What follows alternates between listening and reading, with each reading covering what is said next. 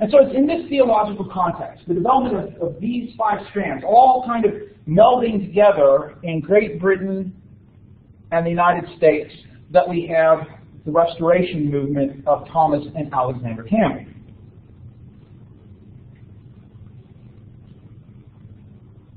Thomas Campbell, you don't need to know this, but just to let you know, was a Scots-Irish, Old Light, anti-burger, Seceder Presbyterian.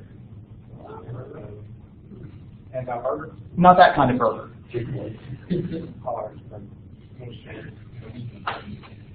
He was a Seceder Presbyterian. Well, the Seceder Presbyterians had split over whether churches could select their own ministers or not.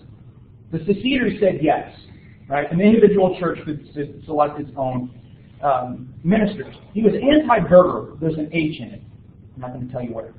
Anti-burger had to do with regions or burgesses swearing oaths to the established church.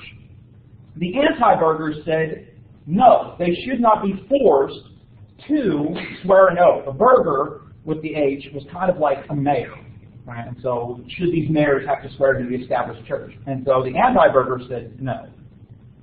The fact that he was Old Light meant that he followed the traditional interpretations of the Westminster Confession of Faith. Well, as you might expect, with all of that division, right, he's not just Presbyterian. Thomas Campbell became very concerned about wanting to see unity in Christianity. While he's still in Scotland, he tries to bring the burger and anti-burger Seceder Presbyterians back together, right? He tries to find a way to unify them. It doesn't work. He eventually will travel to the United States due to his health, and he'll end up settling in western Pennsylvania as a Seceder Presbyterian minister. Well, because there were very few ministers in the time, and people were so spread out in western Pennsylvania, he would often have services where people who weren't Seceder Presbyterians would be present. In Seceder Presbyterian churches, you would only be allowed to have communion if you were a Seceder Presbyterian. Well, Campbell starts allowing people who aren't Seceder Presbyterians to take of communion, which of course upsets the Seceder Presbytery and ultimately ends up with him getting kicked out, losing his position. It's this kind of division, this opposition, that leads to Campbell and others in western Pennsylvania trying to form a group that's going to go past those denominational lines. The group is called the Christian Association of Washington, Pennsylvania. And in 1809, Thomas Campbell publishes Declaration and Address, which is kind of a statement of the goals and intent of the Christian Association. In it is the very famous for Restorationist line, where the Bible speaks, we speak. Where the Bible is silent, we are silent.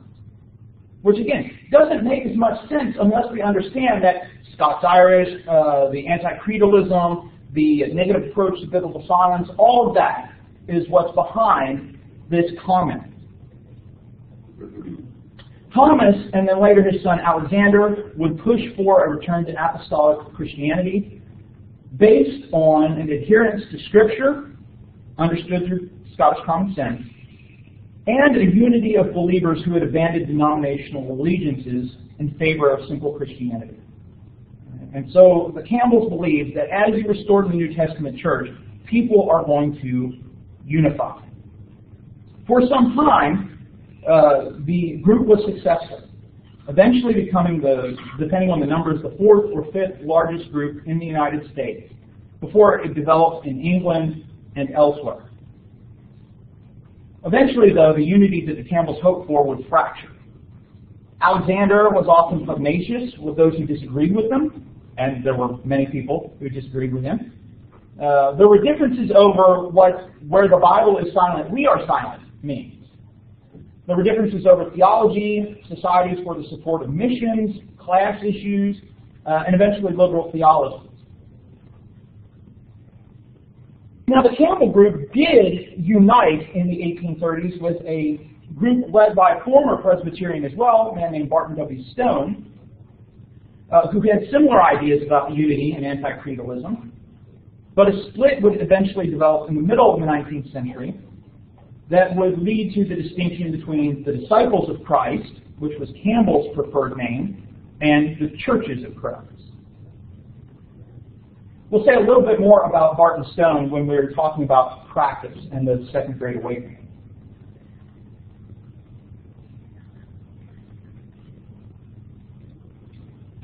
Alexander Campbell looked upon the restoration of New Testament Christianity as the beginnings of the millennium, this great period of peace and prosperity talked about in the book of Revelation. And he thought that restoration was the harbinger of the millennium, hence the second name of the journal, Millennial Harbinger. Like other 19th century Christians, Campbell believed that human effort and progress was going to bring about a time of great peace and prosperity, the inauguration of the kingdom of God on earth. Now, Campbell had some different ideas about what the kingdom meant, but that optimism, that looking for utopia, in a sense, were similar. This interest in the coming kingdom, eschatology, end times, was common, but people often had different ways to think about what it was that was coming. Some even attempted to date the second coming. People like William Miller. Miller was born toward the end of the 18th century, largely an uneducated farmer, and in his early adulthood was mostly a deist. During the War of 1812, however, a lot of things in that experience changed his view on how God works.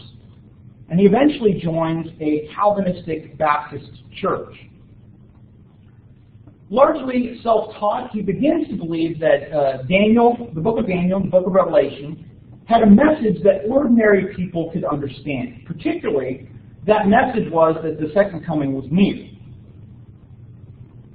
In 1818, he believed that he had discovered the date of Jesus' second coming, but for a variety of years doesn't really promote the idea.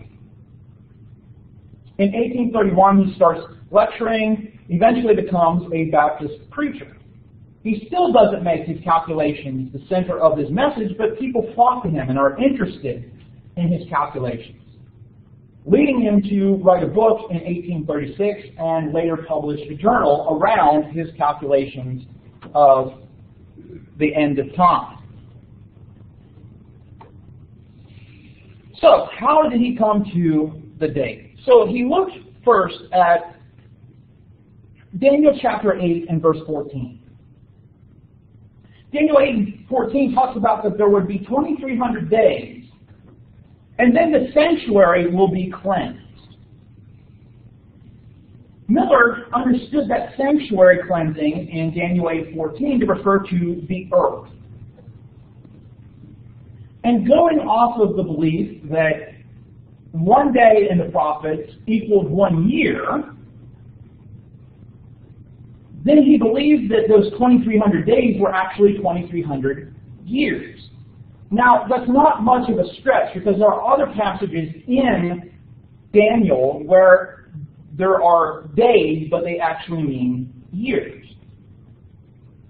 So here's this prophecy about 2,300 days, and the sanctuary is the earth, but what does it mean will be cleansed? Well, said Miller, the cleansing of earth must be the second coming.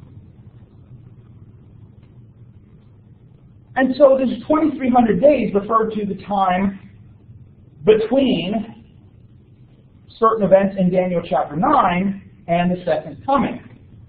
Daniel chapter 9, of course, was the prophecy of the 70 weeks to prepare for the Messiah from the time of the rebuilding of Jerusalem, which he dated as 457 BC or BCE under the new standard of dating, which was when Artaxerxes had commanded Ezra to return.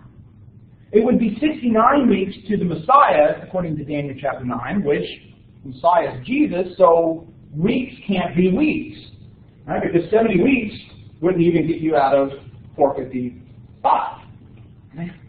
So weeks can't be weeks, so weeks must be days, or the weeks and the days and the years.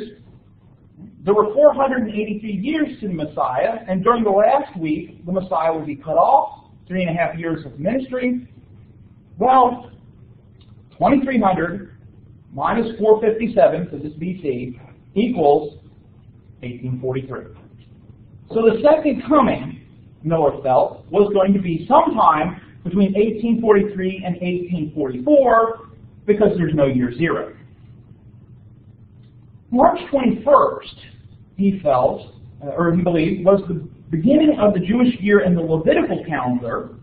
And so for some reason God uses a Hebrew calendar. And so sometime between March 21st, 1843 and March 21st, 1844, Jesus would return. Well, this movement will gradually spread throughout New England, to Ohio, to Washington, D.C. In fact, even people like Barton Stone are fascinated by Miller's calculations and believe that he's on to something.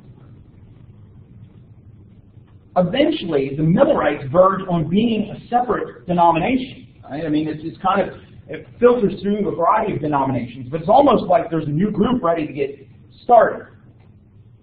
Well, spoilers. The year passes with no sign of Jesus' return. And so in May of 1844, Miller decides, I must have made some sort of error in my calculations. And so he's almost ready to give up. But not everyone within the Millerite movement is willing to abandon this calculation. Some are convinced that 1844 must be the right year, but since we're talking about the sanctuary being cleansed, it must be on Yom Kippur. Right? Because that's the day the temple would be cleansed, right? When the high priest would bring the blood of the goat into the most holy place. Well, most Jews celebrated a Yom Kippur that was in between March 21st, 1843 and March 21st, 1844, but there was this minority group of Jews who observed Yom Kippur on October 22nd, 1844. And so that must be the date. It takes a little while, but eventually Miller is convinced of the rightness of this date. Some people are so convinced in both of these instances where there are tales of them selling their businesses, closing their businesses, on the day of the arrival, dressing holy and white, waiting on hillsides. The aftermath of all of this is referred to as the Great Disappointment. Because again, Jesus doesn't return. Miller would die 5 years later, still convinced that the second coming was soon to take place, but he didn't try to attempt another calculation. But while Miller kind of abandons his views, not everyone did. Instead, there are a few individuals who took this Adventist doctrine, right? Adventist, the coming of Jesus, and reinterpreted it and added other components. One approach was to reinterpret what happened in 1844. They said Miller was wrong about what happened and where it would take place, but he was right about the year. Instead of something taking place on earth, they said, something had happened in heaven. Jesus, from the time of his ascension, had been pleading for the forgiveness of human beings before God, but now was blotting out sin in the heavenly Holy of Holies. And so he had been pleading for God to forgive sin, but now was actually blotting out sin. Christ had truly become the high priest of the heavenly sanctuary. To this they had added another trend that had been going on with some people, like some Baptists, which was a Sabbatarianism, a belief that you should worship on the seventh day, or Saturday. Individuals like Joseph Bates, James and Ellen White helped usher in this movement called Seventh-day Adventists. And so it's kind of... Does that help with this on the motion? Joseph Bates and James and Ellen White. So they took some of the dating of Miller and then reinterpreted it, added some other things. The seventh-day worship, as well as the belief that Ellen had received modern-day visions and prophecies. Many of those modern-day visions confirmed the doctrines of the group. So she claims to see into heaven and see the fourth commandment circled on tablets of stone. The fourth commandment is, honor the Sabbath and keep it holy. For some Adventists, Sunday worship was the mark of the beast. The beast, they believed, was the Catholic Church, and it was the Catholic Church that had started the Sunday worship. There is a historical ignorance here that you have to accept, because Catholicism, as a lot of Protestants thought of it, hadn't existed, as we looked at, until the 7th century. And from the very earliest days, Christians had moved to worshiping on Sundays. But that idea that it had been started much later than that. Another additional belief was in conditional immortality. When people die, they are unconscious. When God raises them up, they are given immortality. But the unrighteous will be raised, punished, and then annihilated. And so there is no eternal punishment for the wicked. Also very important for Seventh-day Adventists was health and hygiene. You weren't to be drinking alcohol, you weren't to smoke. In fact, you were to follow the dietary laws of Leviticus. Their interest in health and hygiene started very early in the creation of the Western Health Reform Institute in Battle Creek, Michigan, which attracted many people that were interested in health but had been poorly trained. It would later develop into a variety of hospitals owned by Seventh-day Adventists. One of the medical doctors at Battle Creek sought to provide an alternative to bacon and eggs and other unclean breakfast food, and so he cooked grains into dry flakes. It was actually John Harvey Kellogg's brother, Will Keith Kellogg, who takes this and runs with it. And so that's where we get cornflakes and Kellogg's. Another of Kellogg's patients also did something similar, a man named C.W. Post. Right? And so this interest in health and hygiene eventually turns into breakfast cereal. Mind blown. Questions about restorationism or eschatology? Really frosted flakes. Yeah, I'm not sure about that. There's nothing theological behind the frosted flakes. Yeah, try. He was actually Colonel Crunch until he promoted him.